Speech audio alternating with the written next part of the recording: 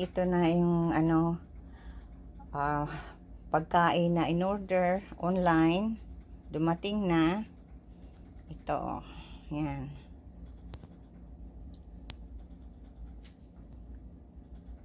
Pakita ko ito kay Duki. Yan. Para alam niya na dumating na yung order na pagkain. Ayan.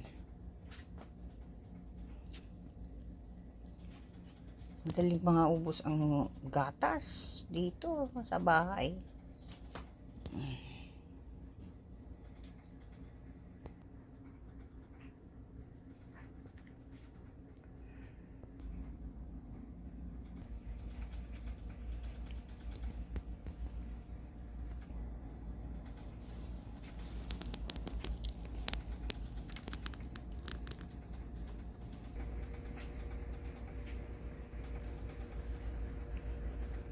Maraming salamat sa mga nanonood ng aking video.